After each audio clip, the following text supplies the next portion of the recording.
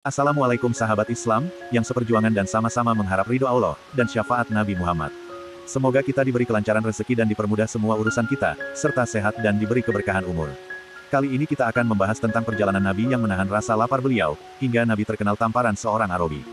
Bismillahirrahmanirrahim, ditukil dari kitab An-Nawadir Imam Qulyubi. Diriwayatkan oleh sahabat Anas bin Malik, suatu hari Nabi Muhammad masuk ke rumah puterinya Sayyidah Fatimah. Sayyidah Fatimah mengeluhkan rasa laparnya kepada Nabi. Ia berkata, "Wahai ayah, sudah 3 hari kami tidak memakan sesuatu pun." Nabi menyibakkan baju beliau pada bagian perutnya, dan terlihat ada batu yang terikat di bagian perutnya untuk menahan rasa lapar seraya berkata, "Wahai Fatimah, jika kalian 3 hari belum menemukan makanan, maka ayahmu ini sudah 4 hari." Mendengar Sayyidah Fatimah mengatakan sudah 3 hari tidak makan, maka Nabi keluar rumah, namun rupanya yang sangat terbayang adalah kedua cucu beliau, Hasan dan Husain. Nabi berjalan hingga sampai di pinggiran kota, dan ia menemukan seorang Arabi, atau dikenal Arab Badui pinggiran, yang akan menyirami tanaman dari sumur dengan menimba air. Nabi berdiri, dan Arabi tidak mengetahui bahwa beliau adalah Nabi Muhammad.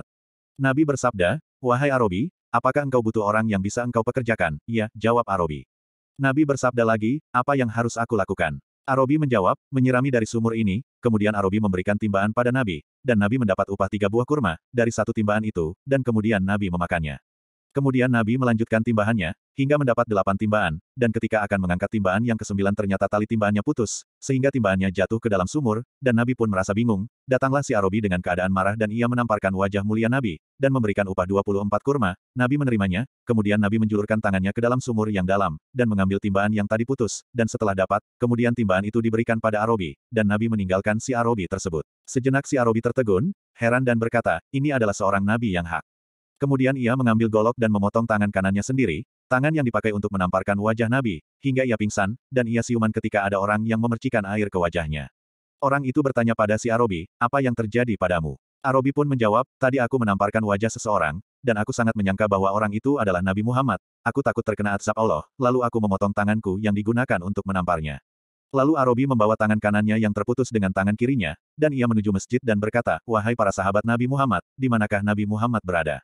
Dalam masjid ada sahabat Abu Bakar, Umar dan Utsman yang sedang duduk, dan mereka bertanya kepada Arabi, "Ada gerangan apakah engkau menanyakan Nabi Muhammad?"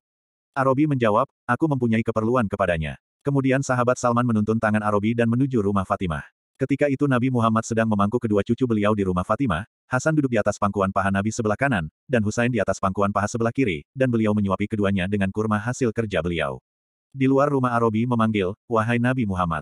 Nabi meminta pada Fatimah untuk melihat siapa yang memanggil beliau di luar. Ketika Fatimah membuka pintu, ia melihat seorang Arabi yang sedang menenteng tangan kanannya dengan tangan kirinya, dan terlihat darah masih terus menetes.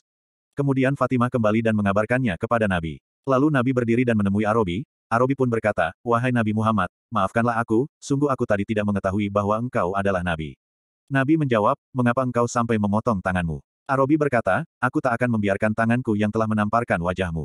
Nabi bersabda, "Masuklah ke dalam Islam, engkau selamat." Arabi menjawab, "Wahai Nabi Muhammad, jika engkau seorang nabi, obatilah atau sambungkanlah tanganku." Kemudian Nabi mengambil tangan kanan Arabi yang terputus dan menempelkannya ke tempat asalnya, kemudian Nabi mengusapnya, maka tangan itu pun tersambung kembali, layaknya sediakala dengan izin Allah, dan Arabi pun masuk Islam. Bagaimana pendapat kalian? Semoga bermanfaat dan bisa diambil hikmahnya. Terima kasih telah menonton, jangan lupa like, komen dan subscribe.